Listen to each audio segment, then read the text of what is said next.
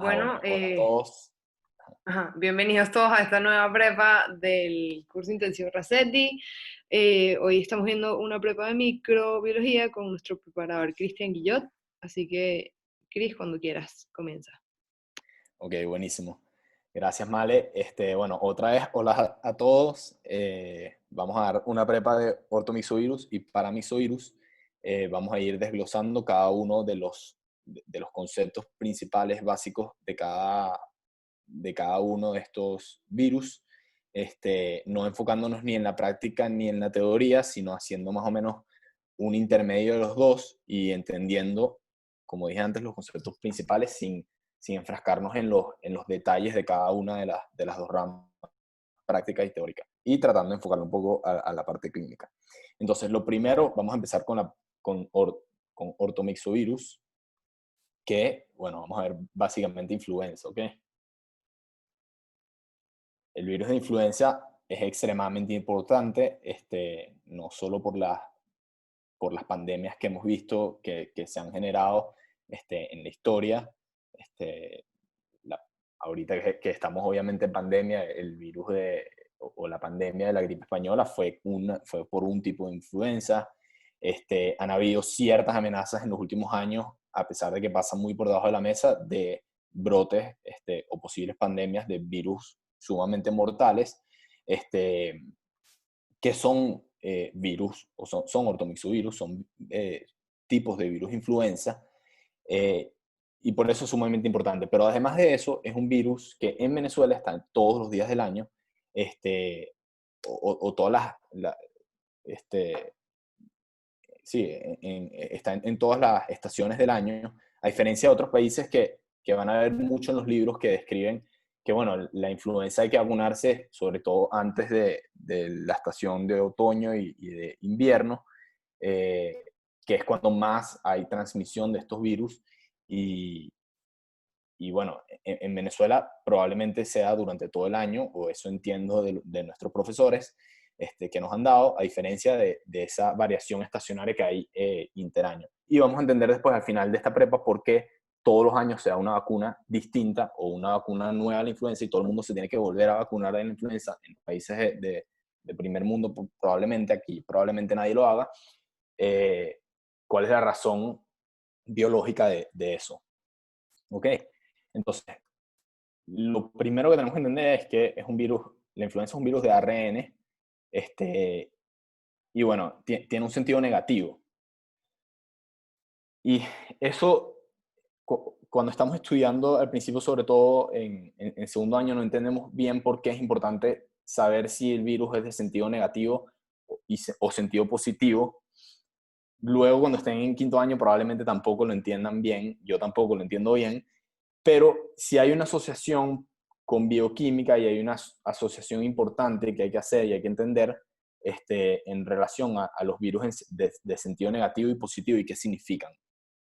Los virus que están bueno, vamos a empezar con que esto es un virus de ARN en sentido positivo, tal cual como lo digo acá, pero es un virus que tiene una sola hebra de ARN, unicatenario.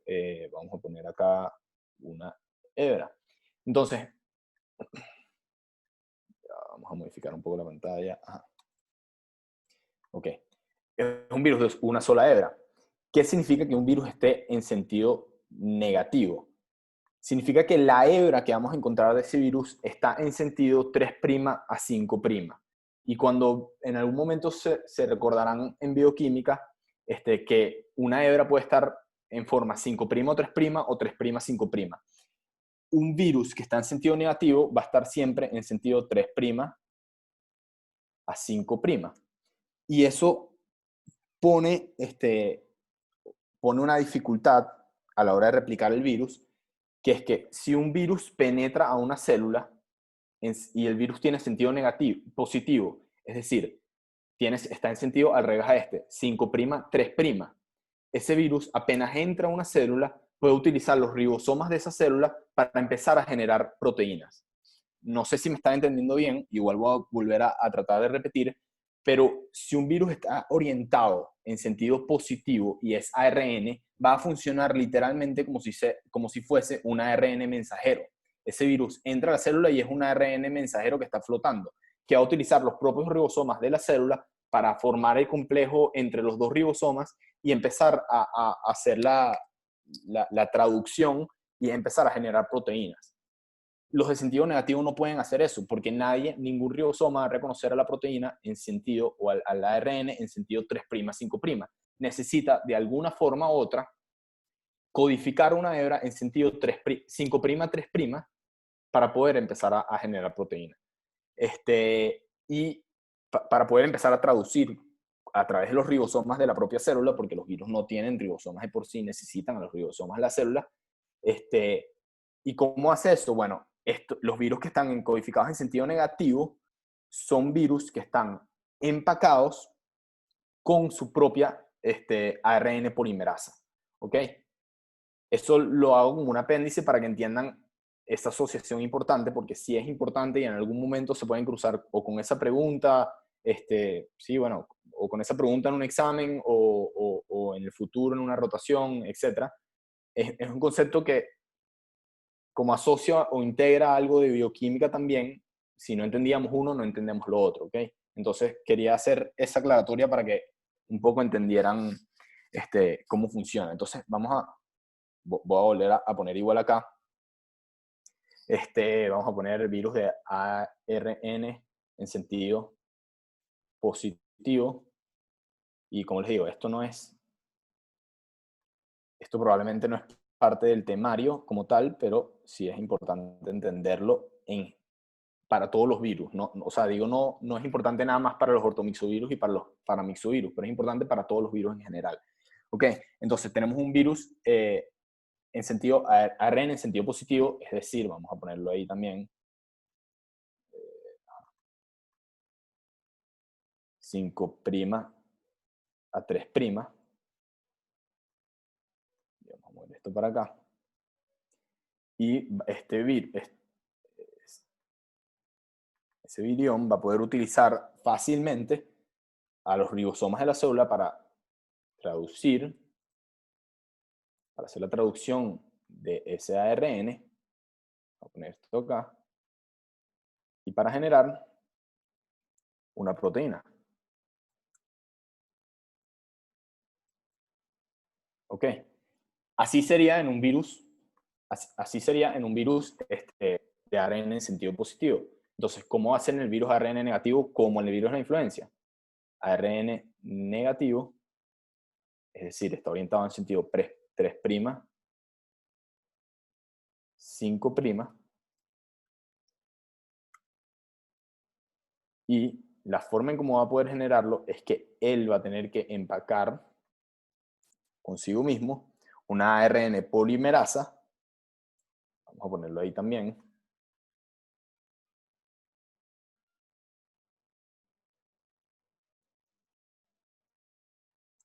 Tiene su propia ARN polimerasa para poder generar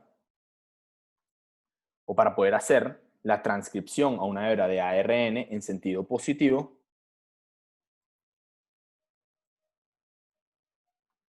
y poder entonces, a partir de esa hebra de ARN en sentido positivo 5', 3', utilizar los propios ribosomas de la célula que está infectando para generar proteínas virales.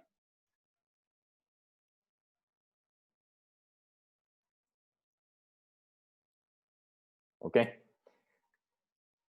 Si tienen alguna pregunta en cualquier cosa, no solo en relación a lo que estoy explicando, cualquier duda que tengan, la pueden hacer, por supuesto. Déjame tratar de poner que no tengo el chat aquí.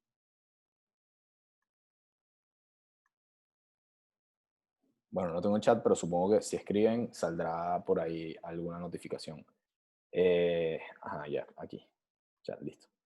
Ok, entonces, vuelvo a repetir, ARN en sentido 5', 3', o sea, en sentido positivo, va a generar una traducción y va a formar sus propias proteínas virales una vez que penetran en la célula, porque está en sentido 5', 3', que es lo único que pueden leer nuestros ribosomas. Los que están en ARN negativo, como es el virus de influenza, el ortomixovirus, y también el paramixovirus que vamos a ver ahora, tienen que utilizar su propia ARN polimerasa para generar un ARN que esté en sentido positivo es decir, que se parezca al ARN mensajero y generar proteínas virales. Dentro de esas proteínas virales, adivinen quién va a estar. La ARN pol que va a codificar el propio virus, esta ARN pol que va a formar el propio virus y la va a empacar consigo mismo en la misma cápside y, bueno, ahorita vamos a ver que estos virus por lo menos están envueltos, entonces van a empacarlos y van a, bueno, van a liberar al virus, pero no solo como una forma de ARN, sino también consigo misma tener empacado al ARN polimerasa. ¿Ok? Eso, bueno, eso como les dije, antes de empezar a hablar realmente sobre influenza, tenía que explicar eso porque no sabía si todo el mundo lo tenía claro y a mí me parece un concepto interesante e importante. ¿Ok? Vamos a ver. Ok, tiene una sola hebra. Otras características.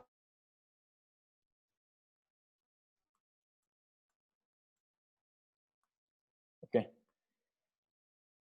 Otra característica estructural de este virus es que tiene una forma helical, su núcleo, su cápside es helical y que además es un virus que está envuelto. ¿Ok?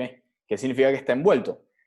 Estar envuelto significa que cuando el virus se desprende de la célula que infecta, adquiere una capa de lípidos, lipídica de la membrana celular y va a formar entonces su propia membrana celular. Los virus que son helicales están envueltos y bueno, ahí por alguna razón es así. Entiendo y he leído que la razón por la que los virus helicales están envueltos es porque, a diferencia de los virus que son icosaédricos, es que tienen una estructura mucho más compacta. Los virus icosaédricos pueden darse el lujo de no estar envueltos porque esa estructura icosaédrica de alguna forma los logra proteger. En cambio, los virus que son helicales, que no tienen una estructura tan compacta, necesitan esa bicapa lipídica para poder estar, bueno, para poder sobrevivir y de alguna forma u otra protegerse. Yo creo que esas son las características estructurales importantes. Otra cosa de la influenza, que es lo último, es que es uno de los pocos virus que está segmentado. Este virus, no me recuerdo específicamente, creo que son 8 segmentos segmentados. Y eso significa que la hebra de ADN no es una sola hebra continua de ARN, sino que está intercalado en distintas partes, y eso sí es importante cuando veamos cómo el virus puede mutar. ¿Ok? Déjame... Andrea, creo que tienes tu cámara, se te prendió tu cámara. Me sale una notificación. Déjame apagarla. Ah, listo. Bueno, ajá. Entonces el virus está segmentado y eso, les voy adelantando que eso lo que va a permitir, en este caso del virus de la influenza, es que va a permitirle intercambiar segmentos del ADN con otras cepas del virus. Y eso es sumamente importante a la hora de entender cómo este virus muta y genera pandemias incluso. ¿Ok? Entonces, ¿qué es lo que, bueno, qué es lo que esto es un poco evidente, ya todos sabemos que la influenza obviamente genera un síndrome gripal, pero un síndrome gripal que puede ser mortal en ancianos y que dependiendo del tipo o el subtipo de influenza que infecte a alguien, sobre todo a los ancianos y a los neonatos, en algunos casos los neonatos, pueden ser virus que son mortales y que además estos virus pueden deprimir el sistema inmunológico y generar una zona de infección secundaria, que eso lo vamos a hablar después, bacteriana, obviamente, y que obviamente pueden complicar el cuadro respiratorio de cualquier paciente. Pero lo principal es que va a ser un cuadro respiratorio, van a haber mialgias, cefalea, fiebre alta, y que esos síntomas pueden durar entre 3 5 días, suelen ser por su cuenta, excepto obviamente en las personas que se sobreinfecten, que tienen un primer pico y luego de 4 o 5 días que en teoría venían mejorando tanto el cuadro respiratorio como la fiebre, vuelven a tener un pico febril, empeora el cuadro respiratorio. Esos son los pacientes que uno tiene que sospechar que una semana después desarrollaron una sobreinfección bacteriana, que puede ser pulmonar o puede ser también, por ejemplo, una otitis media. O sea, puede estar relacionado con las vías respiratorias inferiores, pero también puede ser superior perfectamente. Vamos a hablar ahora, vamos a hacer como un pequeño dibujo de lo que es el virus, ¿ok? El virus, les voy a poner acá entonces, tiene una forma como helical. Esta va a ser mi forma de representar esa estructura viral. Les dije que tiene una bicapa lipídica que va a ser esta membrana que voy a hacer. Y bueno, les dije que el virus está segmentado, ¿ok? Entonces vamos a poner acá como varios segmentos así. 3, 4, 5, 6.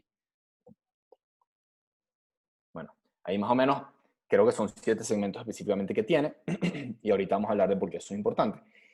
Pero otras cosas estructurales importantes del virus que tienen que entender para poder entender cómo este virus o la patogenia de este virus es que va a tener unas glicoproteínas ancladas a la membrana, que vamos a ponerlas como estas dos. Estas glicoproteínas les dicen también glicoproteína spike.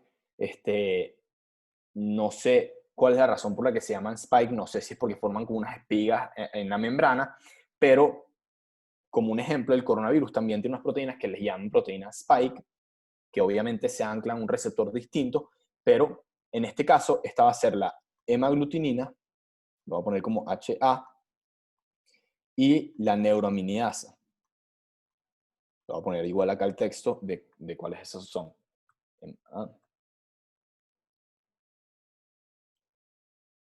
NA. Ok.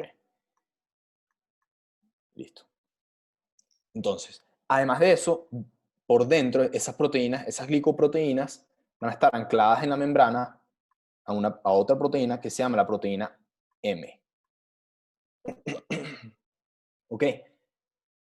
¿Por qué esto es importante? Bueno, el virus obviamente infecta al epitelio respiratorio y la forma de ese virus, esto creo que no se entiende muy bien, déjame borrar la proteína M acá y vamos a ponerlo así.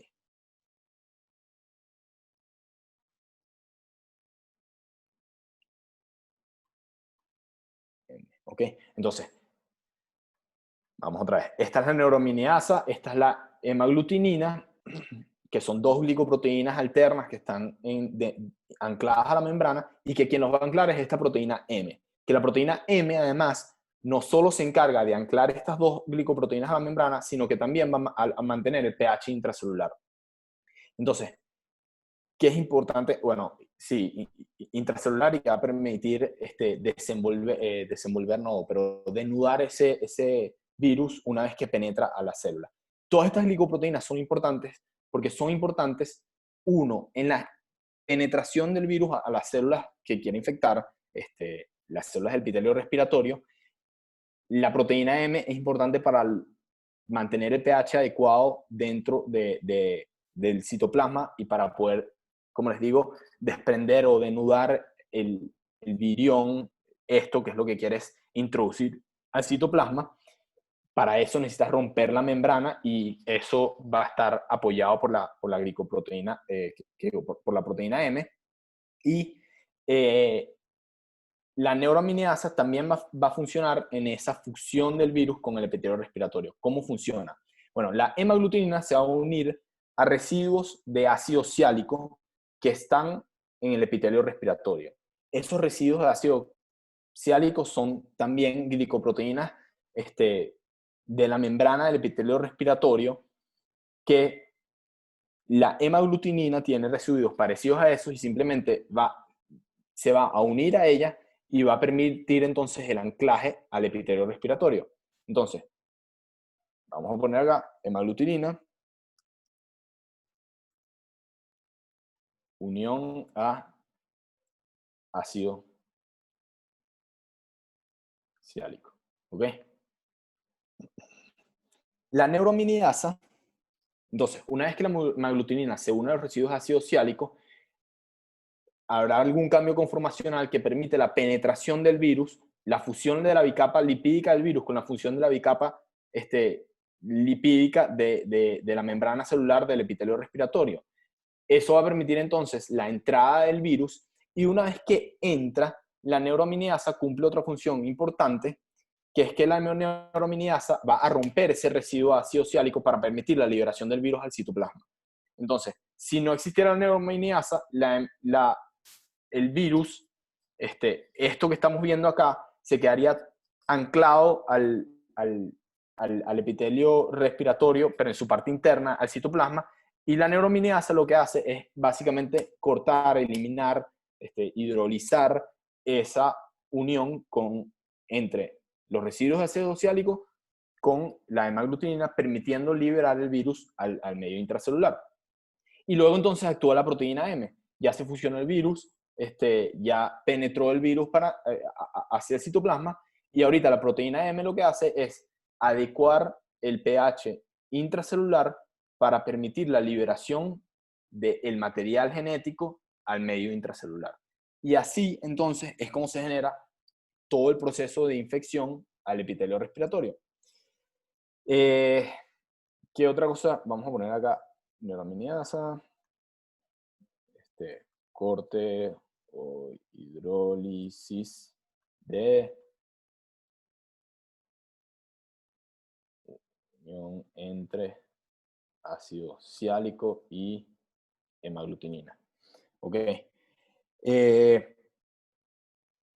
¿Por qué otra cosa es importante esto? Vamos a otra página. ¿Ok? Vamos a poner acá mutaciones en el... Vamos a poner mutaciones y ya. Ok. La hemaglutinina y la neuraminidasa obviamente son proteínas entonces esenciales para que el virus pueda infectar a las células que quiere infectar, que es el epitelio respiratorio. Pero van a haber distintas mutaciones que se pueden generar en esas dos proteínas estructurales que van, y esta es ahorita la aproximación clínica. ¿Por qué es importante entender toda la patogenia en este caso? Bueno, porque cuando mutan esas proteínas, se generan virus que obviamente son distintos de forma estructural y que va a tener distintas consecuencias clínicas. Uno, que si tú tenías inmunidad para un tipo de hemaglutinina, porque obviamente si es la glicoproteína que está externo, los anticuerpos se van a generar es contra la hemaglutinina y la neuraminidasa. Pero si ahora hay mutaciones de esas proteínas, ya esa persona no es, o su sistema inmunológico no tiene la memoria adecuada para combatir a ese nuevo subtipo. Esa es una de las razones por las que todos los años se hacen investigaciones para tratar de crear una nueva vacuna todos los años en el que que estructuralmente se parezca a la hemaglutinina y a la neuraminidasa de ese último año, para poder generar entonces inmunidad a la cepa que ha producido infección en los últimos meses de este virus. Entonces, esas son las proteínas que más sufren mutaciones, y esas son las proteínas que van a estar o que van a ser las causantes de dos efectos genómicos importantes en el virus. Uno es el drift antigénico y otro es el shift. Perdón que se los ponga en inglés, pero no encontré como una mejor traducción. El libro que yo utilizo en verdad es en inglés, y la mayoría de las veces está escrito en inglés. Shift es cambio, drift en cambio es derivar. Entonces, lo que quiero que entiendan con derivar y cambio es que estas son las distintas mutaciones que van a cambiar la estructura de las glicoproteínas del ortomixovirus, de la influenza, y que entonces van a generar nuevas cepas que pueden producir infección en nuevas personas, o cepas incluso que ahora pueden producir infecciones más severas que antes. De hecho, si volvemos acá, obviamente todo el mundo se recuerda el virus de la H1N1, ¿Y por qué creen que se llama H1N1? Porque tiene una mutación específica, H1, H de hemaglutinina y N de neuroaminidasa. Por eso es que los llaman así, y todos los virus se van a pasar entonces a llamar según las mutaciones en neuroaminidasa y en las mutaciones en la hemaglutinina. La hemaglutinina, por cierto, no solo también genera cambios, o no solo permite la fusión y la unión con el epitelio respiratorio, se llama hemaglutinina también porque aglutina glóbulos rojos. Y eso, bueno, es un efecto que no sé si se ve en vivo, pero se ve in vitro y por eso se llama así. El drift antigénico, entonces, son mutaciones puntuales. Son mutaciones, vamos a ponerlo así, son mutaciones puntuales. Mientras el shift antigénico la causa del shift antigénico son intercambios entre segmentos virales con otros mamíferos o aves. ¿Ok? Estos dos conceptos son sumamente importantes. El shift antigénico, vamos a empezar por eso, es la causa de que hayan pandemias de influenza. Cambia radicalmente la estructura del virus. Obviamente, si estás cambiando un segmento completo, vas a codificar proteínas totalmente distintas. Y el shift antigénico generalmente se da cuando un virus, vamos a decir humano, infecta una célula y esa misma célula le infecta a ese mismo organismo, lo infecta otro virus, pero esta vez no humano, sino de cerdo, o esta vez de ave. Entonces, la gripe porcina o la gripe aviar ocurre por eso.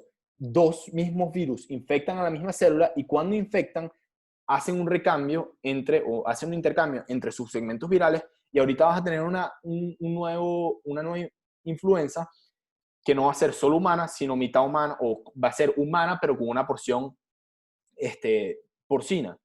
Y eso entonces va a generar, el cambio es tan drástico que nadie tiene inmunidad para ese virus y puede generar cambios que aumenten muchísimo la patogenicidad y entonces generen pandemias. Y eso es, creas un nuevo virus prácticamente.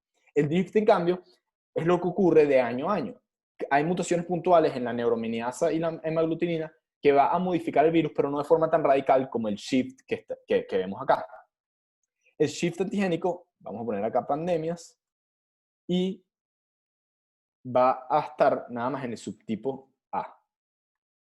El drift va a estar en todos los demás. B, C. Ok, hay tres subtipos de influencia, A, B y C. En el A es en el que se puede generar el shift antigénico, porque el A es lo único que se ha demostrado, bueno, de hecho, el A también puede generar drift antigénico, pero el A es el único que se ha demostrado que puede infectar no solo humanos, sino que puede infectar a aves, a cochinos, o cualquier otro mamífero, y es lo que te va a generar entonces estas supermutaciones que van a generar supervirus nuevos. Entonces, H1N1 era la gripe española en su momento fue otra mutación por otro cambio antigénico o shift antigénico, en donde hubo intercambio, creo que también porcino, la gripe aviar en su momento, creo que recientemente hubo una que era algo así como H7N9. Esas mutaciones son las que generan realmente pandemia. Mientras que, repito, el drift antigénico, mutaciones puntuales pequeñas, que sí cambian obviamente la hemaglutinina en la neuroaminidasa, pero no de forma tan radical para generar un tipo nuevo de virus al que nadie tenga inmunidad. En el drift antigénico de año a año, puede pasar que una persona le dé un año y el año siguiente hubo ciertas mutaciones, la persona, y a pesar de que lo tuvo hace 6 meses o 8 meses, ese drift, esas mutaciones puntuales generan un virus relativamente distinto al que esta persona para el cual no tiene inmunidad suficiente y por lo tanto se va a infectar. ¿Ok? Eh, yo creo que eso es lo importante. Obviamente nosotros, obviamente se vacuna anualmente para el drift antigénico, no para el shift, pero cada vez que hay un shift antigénico y se forma un nuevo virus, entonces todas las farmacéuticas se moverán para generar la nueva vacuna, como fue en el momento H1N1. Ok. Otra razón clínica importante de esto, de todo esto, es que hay hay distintos fármacos que van a atacar la neuraminidasa y van a atacar a la proteína M. La mantadina, por ejemplo, ataca la proteína M y no permite el cambio de pH celular adecuado para poder denudar el virus en el medio intracelular. En cambio, de inhibidores de la neuraminidasa también hay, creo que el oseltamivir se llama. ¿Qué es lo importante de eso? Por ejemplo, si la neuraminidasa lo que te permite es cortar esos residuos de ácido oxálico mientras el virus penetra, si tú das inhibidores de la neuraminidasa 4 días después de que el paciente está infectado, no va a servir para nada. Ya el epitelio está infectado. Ya el virus se está replicando dentro del epitelio respiratorio. Entonces te sirve, probablemente tienes un periodo como de 48 horas para poder dar cualquiera de esos medicamentos. Y obviamente importante entender que ese concepto de la neuraminidasa o cómo funciona para poder entender luego ese tratamiento. Bueno, otra cosa importante o cuadros relacionados con esto, como les dije, es que hay superinfección y otros dos es que este virus, el virus de la influencia, está asociado a Guillain-Barré, que es la neuropatía autoinmune degenerativa que ocurre posterior muchas veces a infecciones virales o bacterianas, como por ejemplo Campylobacter. En este caso con influenza se ha reportado también. Y en niños no podemos dar aspirina con influenza, igual que no podemos dar aspirina con varicela, por ejemplo, porque está asociado con síndrome de Rey, ¿ok? Esas son las cosas más importantes de influenza, las que a juro tenemos que entender, y yo creo que con eso estamos bien con influenza. Ahorita vamos a ir con paramyxovirus. Sí, nos quedan 40 minutos, nos quedan 20 minutos, entonces yo creo que es posible darlo en ese tiempo. Otra característica importante de la influenza de estas es que es un virus que se replica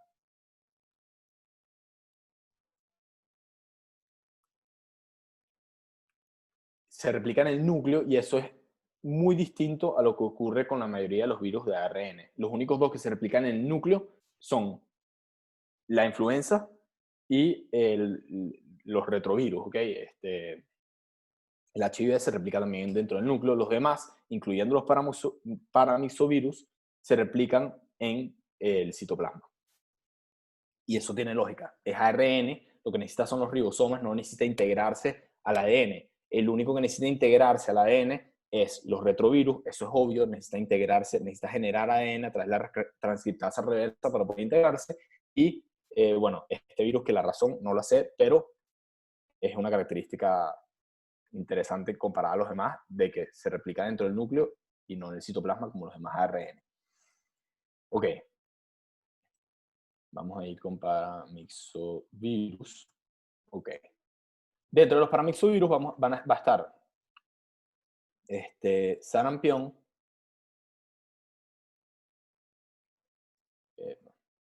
parotiditis, virus sincicial respiratorio, para influenza. ¿Ok? Estos virus obviamente clínicamente son importantes. Ok. Ya. Ok. Estos virus también son ARN y también vamos con las características estructurales.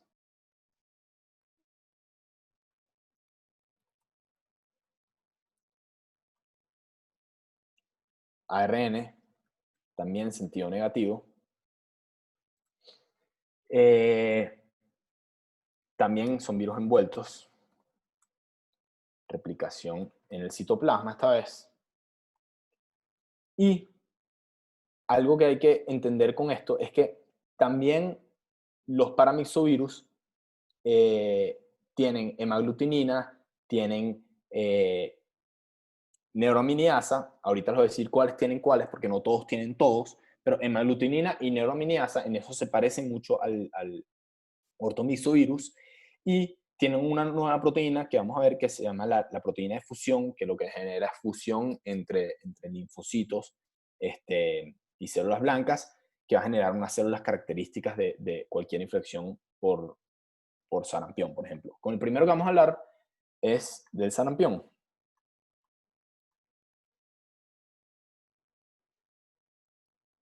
¿Ok? Cuando hablan de sarampión, probablemente la duda siempre va a ser cómo reconocer el sarampión con respecto a otras, a otras infecciones o sí, a otros exantemas virales de los niños. Y vamos entonces, hoy voy a tratar de repasar algunas características que los va a orientar a que, ok, esto es sarampión y esto no es rubiola, o esto es sarampión y esto no es rociola, o esto es sarampión y no es varicela o ano, mano, boca. ¿Qué digo? Ano, ¿qué digo? Mano, boca, pie, mano, boca. ¿Ok? El sarampión, vamos a ver, el sarampión, con la clínica. Ok. La clínica del sarampión va a empezar varios días después de infección. El periodo de inoculación son como 6 días más o menos. Pero lo característico de la clínica del sarampión es que antes de que aparezca el exantema, aparecen ciertos síntomas que nos van a guiar o que siempre hay que interrogar cuando vemos a alguien con fiebre y con exantema.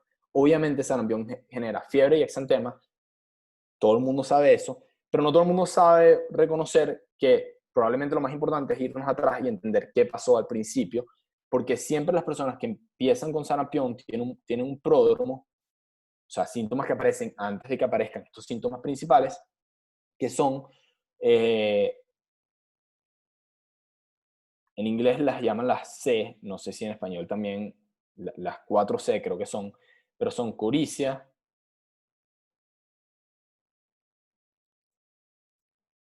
conjuntivitis,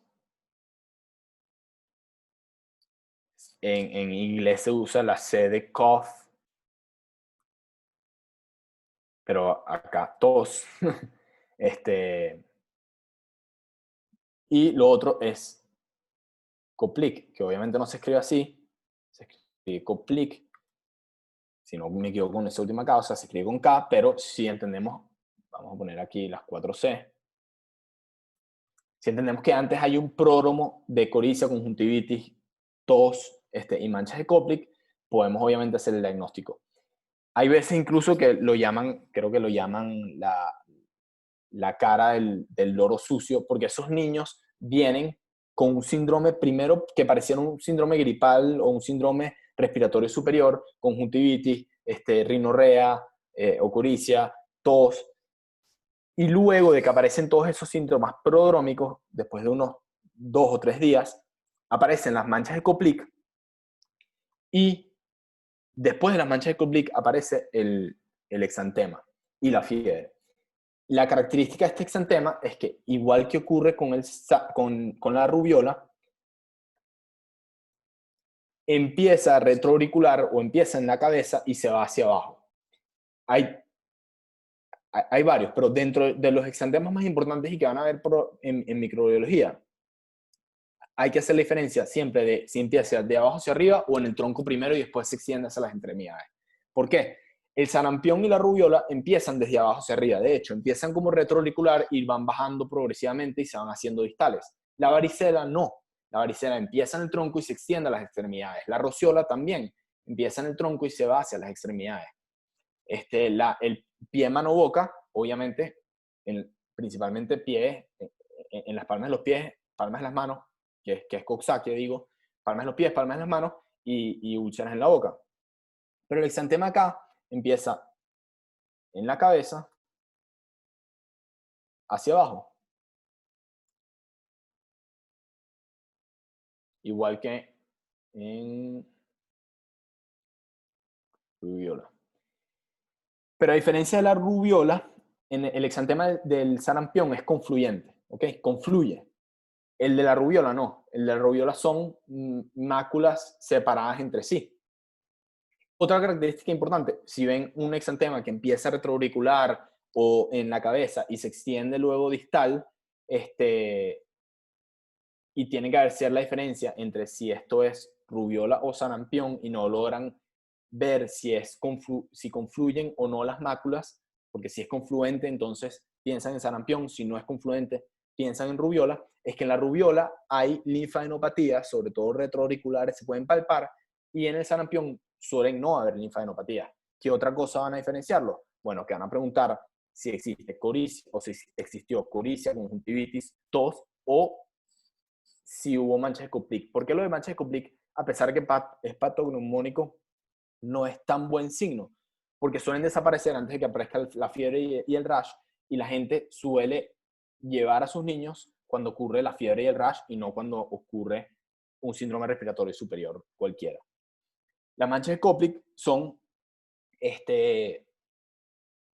manchas que ocurren en la mucosa yugal. Yo tenía una foto, déjame ver si la puedo poner aquí.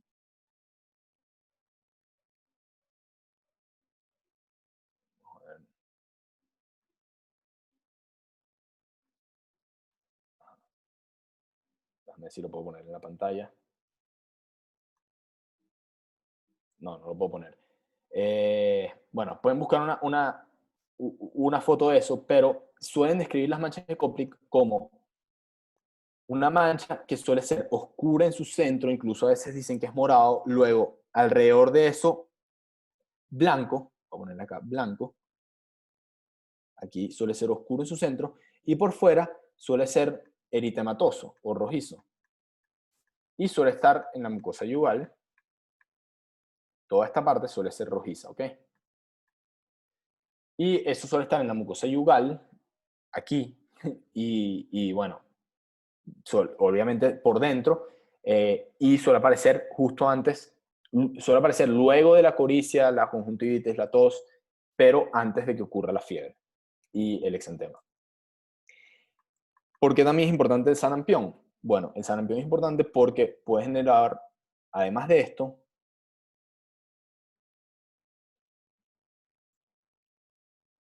neumonías y puede generar una complicación que es una panencefalitis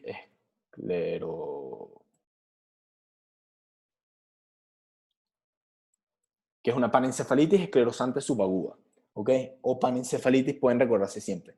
Recuérdense siempre que vean paramyxovirus o que estén haciendo alguna pregunta de paramyxovirus o que estén hablando de eso o que estén viendo un paciente con eso, que la razón por la que el pródromo de coricia, conjuntivitis y pródromo respiratorio superior es que el paramyxovirus también penetra e infecta primero las células del epitelio respiratorio y luego se disemina a los otros lugares. Entonces, la neumonía es realmente una complicación posterior a esa infección del epitelio respiratorio que ocurrió. Y esa complicación, bueno, es la razón por la que en sarampión pueden haber muertes, incluso y complicaciones severas, sobre todo por la neumonía. La panencefalitis, no sé si es una complicación tan común, pero puede pasar. Y está escrita y obviamente puede ocurrir. ¿Qué tiene el sarampión? El sarampión tiene hemaglutinina, pero no tiene neuroaminiasa. Y tiene la proteína que se llama la proteína de fusión. Esa proteína lo que va a hacer es literalmente fusionar células blancas entre sí, linfocitos entre sí, y va a generar, y lo importante de eso es que, bueno, obviamente tiene una importancia en su patogenicidad, porque va a generar una disfunción inmunológica al causar una desregulación de los linfocitos, que son obviamente los que van a generar una respuesta contra el virus, pero además de eso, vas a poder verlo cuando haces una biopsia, que va a generar células multinucleadas gigantes. ¿Ok? también tiene una foto, déjame ver si puedo proyectar eso. A ver. Ajá, aquí está.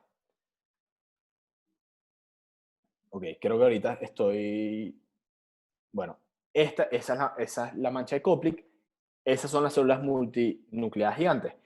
Se fusionan distintas células blancas entre sí y generan entonces una sola célula que va a estar, que va a tener múltiples núcleos, que son todos estos que ven acá, y que van a haber unas inclusiones por ahí, eosinofílicas, rosadas, en el citoplasma. Eso es lo que se puede observar cuando hacen una biopsia. ¿Ok? Entonces volvemos a esto otra vez. Ok. Vamos ahora. Entonces, el causante de esas células multinucleadas gigantes, y probablemente esa panencefalitis también esclerosante subaguda, y también se pueden ver en las neumonías cuando se hace una biopsia, es que existe esa proteína de fusión que va a generar unas células multinucleadas gigantescas. A ver, también bueno, se ha descrito también que para tratar o para prevenir estas dos complicaciones, sobre todo la encefalitis, se puede utilizar ácido retinoico, vitamina A. No sé cuál es la razón fisiológica de eso o farmacológica de eso, pero es un dato que es interesante y que obviamente el sarampión se puede prevenir con una vacuna, que es la vacuna del sarampión, rubiola y parotiditis. ¿Ok? Y esa vacuna, algo importante, voy a borrar esta parte de la... voy a borrar esta... Bueno, no voy a borrar eso para no generar problemas, pero...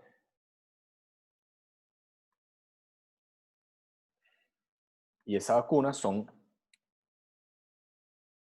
virus vivos atenuados. ¿Ok? La única importancia de conocer que son virus vivos atenuados en esa vacuna de sarampión, rubiola y parotiditis. Rubiola, acuérdense, no tiene nada que ver con paramisovirus. Rubiola es un togavirus. Es un virus de ARN positivo, no negativo. Lo único que tiene en común probablemente es que está envuelto y que genera un exantema. Pero importante en virus vivos atenuados es que no se lo puede dejar en pacientes inmunosuprimidos porque pueden generar una infección y también está contraindicado en mujeres embarazadas. ¿Ok? Vamos ahora con los últimos, que va a ser, vamos a ir primero con parotiditis, y esto debería ser relativamente rápido. La parotiditis, obviamente, igual que en el otro, la parotiditis infecta, o sea, su foco de infección primario es el epitelio respiratorio y se disemina hematológicamente hacia los órganos en donde va a generar alteraciones importantes, que va a ser la glándula parótida y que va a generar la parotiditis, que va a ser dolorosa, aumento de volumen que puede ser bilateral, pero hay dos complicaciones importantes de la parotiditis, bueno, varias, pero dos complicaciones raras para otras infecciones, para otros paramisovirus y característicos de la parotiditis, que es que puede generar orquitis, sobre todo en pacientes obviamente masculinos pero jóvenes, y puede generar pancreatitis también. Entonces vamos a poner acá.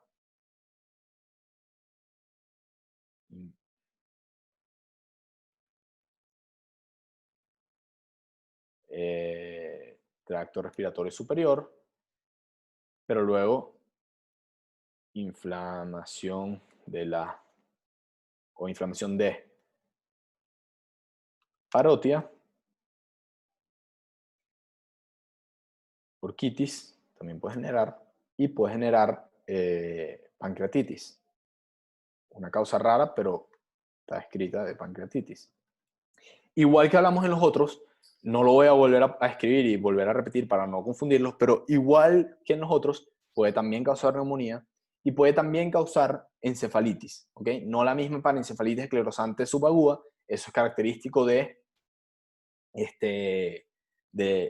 sarampión, pero sí puede generar una encefalitis o meningoencefalitis. Todos estos virus, incluyendo influenza que hablamos hoy, pueden generar encefalitis o meningoencefalitis. Ok. Inflamación de la parotiditis. Ok. ¿Qué tiene el virus de la parotiditis? Tiene la misma proteína de fusión que va a generar también esas células multinucleadas gigantes. Tiene hemaglutinina y tiene neuroaminidasa. ¿Ok? No sé, no estoy seguro, no he investigado si los inhibidores de la neuroaminidasa o la hemaglutinina pueden funcionar en estas infecciones. Estoy casi seguro que no. Pero bueno. Con eso también en parotiditis está bastante bien. ¿Ok? Vamos ahora con virus sincicial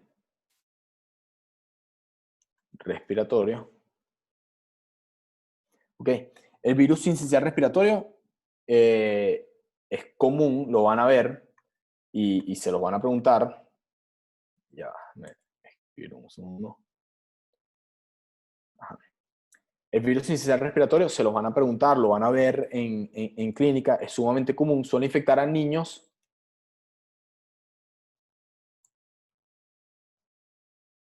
menores a 1 año. Puede generar infección también en gente que sea mayor de 1 año, sí, pero el cuadro que genera es característico verlo en niños menores de 1 año, sobre todo hasta los 6 meses, en donde el niño va a llegar con una bronquiolitis, ¿ok?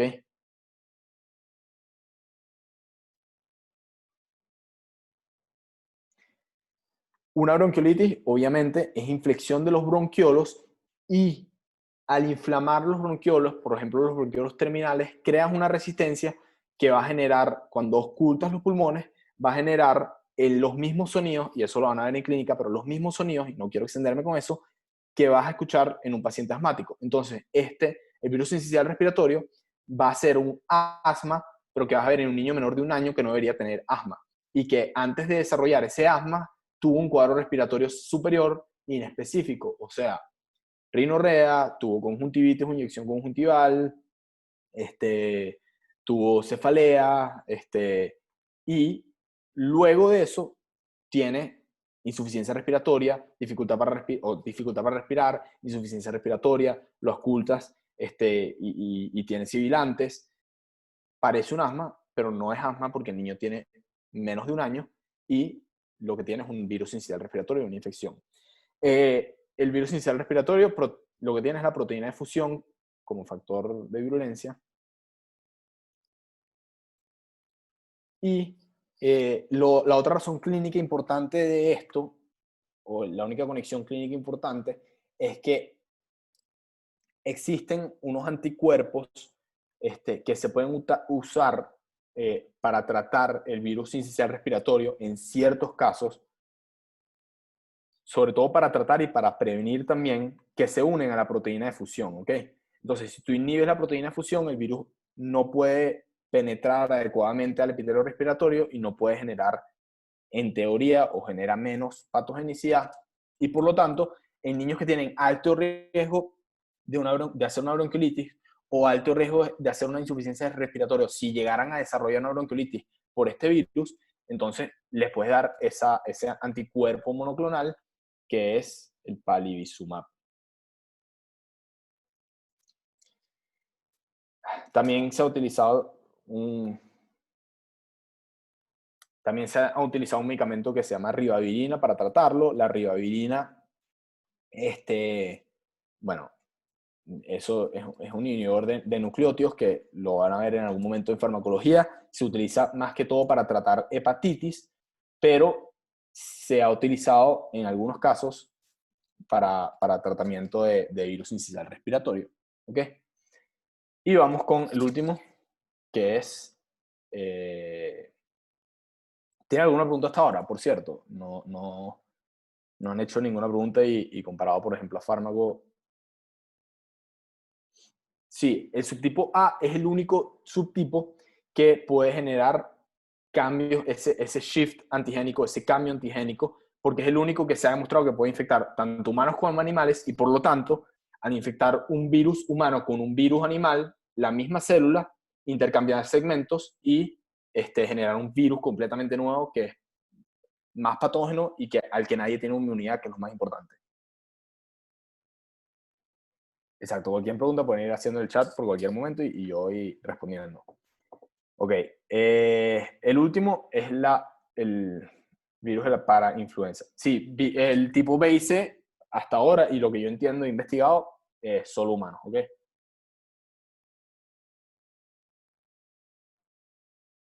Ok. El virus de la parainfluencia lo que genera es una traqueobronquitis. ¿Qué significa eso? Inflamación de la tráquea, inflamación de los bronquios principales. No llega, o puede llegar a ser traqueobronquiolitis incluso, pero suele ser solamente traqueobronquitis o traqueobronquitis, creo. Lo característico de la traqueobronquitis es una tos que suelen decirlo que es una tos como si fuese una foca, y es que la inflamación de la tráquea genera esa tos característica. Pueden buscar un video en YouTube, se los recomiendo, un video o en algún lugar que es una tos con un sonido muy característico que, como les digo, puede parecer una tos o se escribe como una tos de una foca. Es importante para influenza. Para influenza tiene también hemaglutinina, tiene también proteína de fusión y tiene también neuraminidasa. ¿Ok? Todos, por cierto, o sea, todos estos tienen las mismas características, o sea, parotiditis, sarampión, virus incisional respiratorio y parainfluenza tienen estas mismas características de estructurales, pues ARN en sentido negativo, envueltos y que se replican en el citoplasma. Y también tiene una configuración helicoidal, ¿ok? Todos los ARN en sentido negativos tienen una disposición helicoidal y todos están envueltos. A ver, no sé qué más hablarles del parainfluenza realmente. Hay una foto o hay un hallazgo clínico importante, característico, que es déjame mostrárselos para que vean. En la radiografía, cuando se hace una radiografía a estos pacientes, pueden mostrar un signo radiológico importante que parece como la tráquea se pinta como si fuese un campanario. Déjame volver a hacer share. Aquí está la foto. Fíjense que esto aquí, no sé si están viendo mi mouse, pero esto parece como la cúpula de un campanario.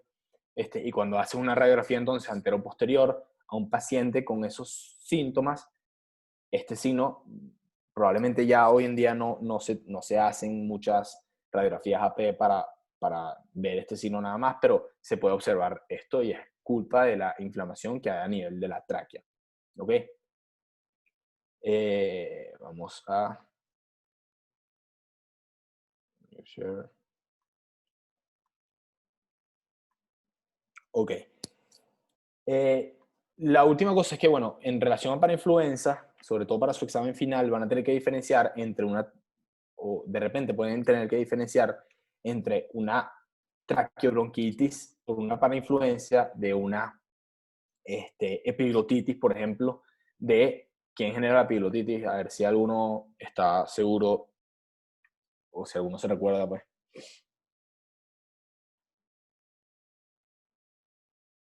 Pueden responder en el chat si alguno sabe. Voy a esperar como 6 segundos. Bueno, la epiglotitis puede ser causada por Haemophilus influenza, del subtipo B. Es poco común ahora porque existen vacunas, obviamente, pero la epiglotitis se parece en algunos signos clínicos a la traqueobronquitis, y lo que pasa es que el paciente, el niño en este caso, va a tener insuficiencia respiratoria, el niño no va a poder tragar absolutamente nada, incluso puede salivar y botar saliva. Es un cuadro con fiebre, es un cuadro mucho más catastrófico que una parainfluenza, ¿ok? Una parainfluenza es autolimitado y en cambio la epiglottitis para nada es una emergencia. Ese niño, bueno, hay que manejar el oxígeno, hay que ventilar de alguna forma porque es difícil, porque la epiglotis está tan inflamada que si la llegas a tocar puedes aumentar la inflamación aún más. Entonces la parainfluencia, en comparación con la epiglotitis causada por el hemófilos de influenza, es más leve. También existen también traqueitis bacterianas que son causadas por Staphylococcus aureus, menos común, sobre todo se ve en pacientes que ya estuvieron intubados, pero también puede generar en este caso traqueitis. Y bueno, con una bronquitis obviamente hay que diferenciar entre un cuadro respiratorio inferior y superior siempre, ¿ok? No sé, ¿tienen alguna duda, alguna pregunta hasta donde vamos?